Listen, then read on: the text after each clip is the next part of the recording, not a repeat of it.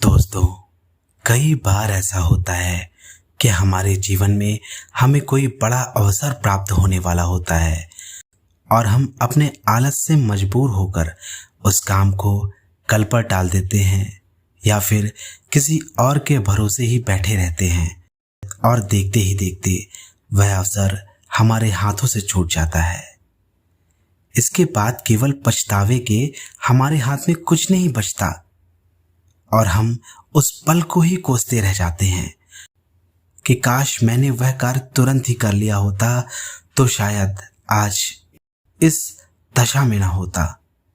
अगर आपके साथ भी ऐसा ही होता है तो यह कहानी आपके लिए अवश्य ही मददगार साबित होगी।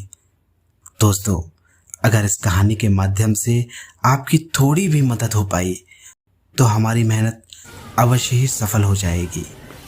नमस्कार दोस्तों, स्वागत है आप सभी का एक बार फिर से ज्ञानपूर्व एक ज्योति ज्ञान की चैनल में। दोस्तों, इससे पहले कि हम कहानी में आगे बढ़ें, आप सभी से एक निवेदन है कि जो मेरे मित्र इस चैनल पर नए आए हैं वे इस चैनल को तुरंत ही सब्सक्राइब कर ले और बेल नोटिफिकेशन को ऑल पे ज़रूर सेट कर दे। तो दोस्तों, आप सभी का अधिक समय नष्ट ना करते हुए हम अपनी कहानी को शुरू करते हैं। एक बार की बात है, एक शिष्य अपने गुरु का बहुत आदर सम्मान किया करता था। गुरु भी अपने इस शिष्य से बहुत स्नेह करते थे, लेकिन वह शिष्य अपने अध्ययन के प्रति आलसी और स्वभाव से दीर्घसूत्री था। सदा स्वाध्याय से दूर भागने की कोशिश करता और आज के काम को कल पे टालने की कोशिश किया करता था। गुरुजी अपने उस शिष्य को लेकर चिंतित रहने लगे।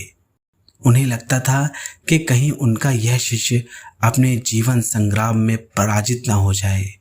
आलस्य में व्यक्ति को अकारक बनाने का पूरा सामर्थ्य होता है।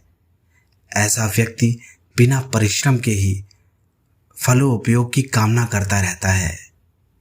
वह शीघ्र ही निर्णय नहीं ले सकता और यदि ले भी लेता है तो उसे कार्यान्वित नहीं कर पाता।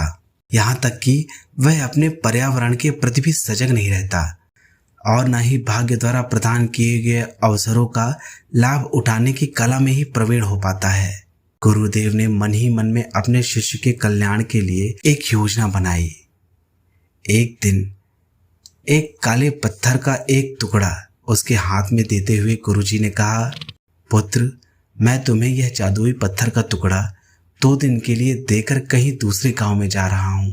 जिस भी लोहे की वस्तु को तुम इससे स्पर्श करोगे वह स्वर्ण में परिवर्तित हो जाएगी। पर यह बात याद रहे कि दूसरे दिन सूर्यास्त के पश्चात मैं तुमसे इसे वापस ले लूंगा।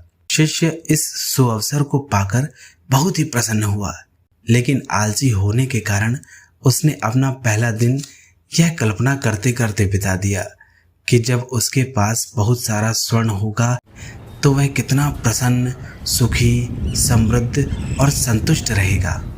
इतने नौकर चाकर होंगे कि उसे पानी पीने के लिए भी नहीं उठना पड़ेगा। फिर दूसरे दिन जब वह प्रातःकाल जागा, उसे अच्छी तरह से स्मरण था कि आज स्वर्ण पाने का दूसरा और अंतिम दिन है। उसने मन में पक्का विचार किया कि आज वह गुरुजी द्वारा दिए गए काले पत्थर का लाभ जरूर उठाएगा। उसने निश्चय किया कि वो बाजार से लोहे के बड़े बड़े सामान खरीद कर लाएगा और उन्हें स्वर्ण में परिवर्तित कर देगा। दिन बीतता गया, पर वह इसी सोच में बैठा रहा कि अभी तो बहुत समय है, कभी भी बाजार जाकर सामान ले आएगा। उसने सोचा कि अब तो दोपहर के भोजन के पश्चात ही सामान लेने निकलूंगा, परंतु भोजन करने के बाद उसे विश्राम करने की आदत थी और उसने बजाय उठ के मेहनत करने के थोड़ी देर आराम करना उचित समझा। पर आलस्य से परिपूर्ण उसका शरीर नींद की गहराइयों में खो गया और जब वो उठा तो सूर्यास्त होने को था। अब वह जल्दी जल्दी बाजार की तरफ भागने लगा, लेकिन रास्ते में ही उसे उसके गुरुजी मिल गए। उनको देखते हुए उनके चरणों में गिरकर उस जादुई पत्थर को एक और दिन अपने पास रखने की याचना करने लगा, लेकिन गुरुजी नहीं माने और उस शिष्य का धनी होने का सपना चूर चूर हो गया। पर इस घटना की वजह से शिष्य को एक बहुत बड़ी सीख मिल गई। उसे अपने आलस्य पर पछतावा होने लगा। वह समझ गया कि आलस्य उसके जीवन के लिए अभिशाप है और उसने उसी दिन प्रण कर लिया कि अब वो कभी भी काम से जी नहीं चुराएगा और एक कर्मठ, सजग और सक्रिय व्यक्ति बनकर दिखाएगा। दोस्तों, जीवन में हर किसी को एक से बढ़कर एक अवसर मिलते रहते हैं, पर कई लोग उन्हें बस अपने आलस्य के कारण गंवा देते हैं। इसीलिए मैं यही कहना चाहता हूँ कि यदि आप सफल, सुखी, भाग्यशाली, धनी अथवा महान बनना चाहते हैं तो आलस्य और दीर्घसूत्रता का त्याग कर अपने अंदर विवेक, कष्ट साध्य श्रम और सतत जागरूकता जैसे गुणों को विकसित कीजिए।